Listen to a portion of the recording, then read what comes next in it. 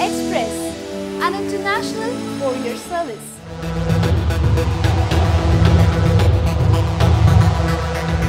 నరకంలో ఎలాంటి శిక్షలు విధిస్తారో తెలిసే విగ్రహాలతో ఓ గుడి వెలిసింది. దాని పేరు నరకపు గుడి.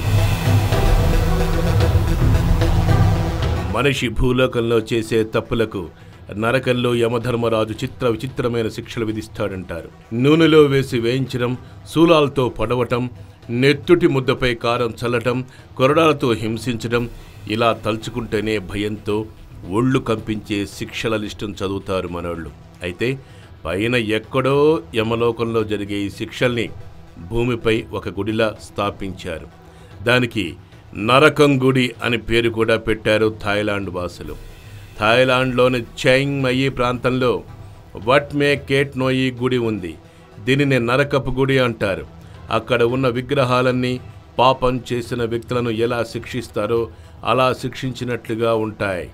సాధారణంగా గుళ్ళు, గోపురాలు శాంతి, ప్రశాంతతలకు చిహ్నంగా చెప్తారు. అయితే థాయిలాండ్లో ఉన్న ఈ నరకపు గుడిలో మాత్రం మానవులు చేసే తప్పులకు ఎలాంటి శిక్షలను అనుభవించాలో తెలిపేలా ఉంటాయి ఆ విగ్రహాలు.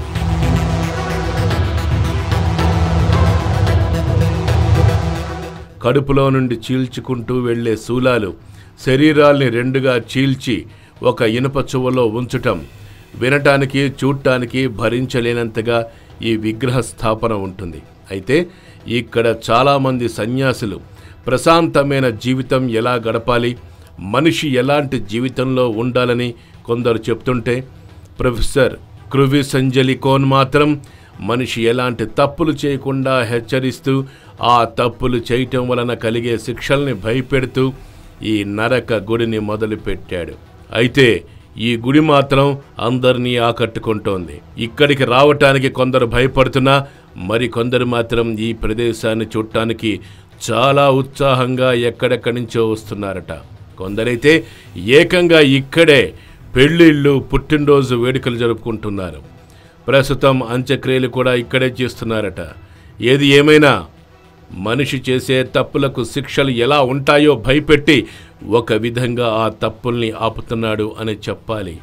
థాయిలాండ్ వెళ్తే మీరు ఈ నరకపు గుడిని చూసిరండి, తప్పేం లేదులేండి. మనం చేసే పాపాలకి ఎక్కడైనా శిక్ష అనుభవించాల్సిందే కదా.